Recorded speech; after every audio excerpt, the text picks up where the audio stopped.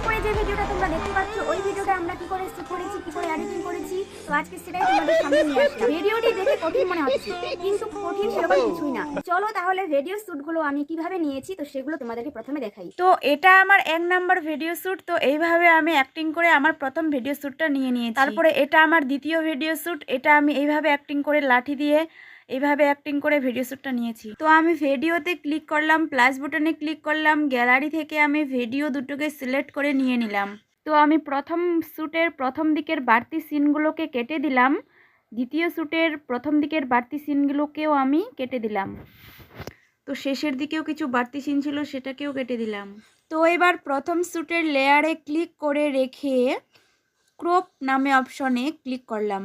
Click করার পর ভিডিওটির নিচের দিকে একটু ক্রপ করে দিলাম। তারপরে দ্বিতীয় শ্যুটের লেয়ারেও ক্লিক করে রেখে ক্রপ নামে অপশনে ক্লিক করে এইভাবে একটু ভিডিওটিকে নিচে ক্রপ করে দিলাম।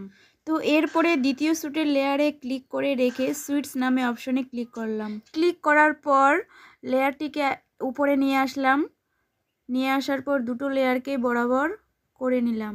তো এরপরে ভিডিওটিকে আঙুল দিয়ে চেপে কিভাবে ঘোরাচ্ছি দেখো।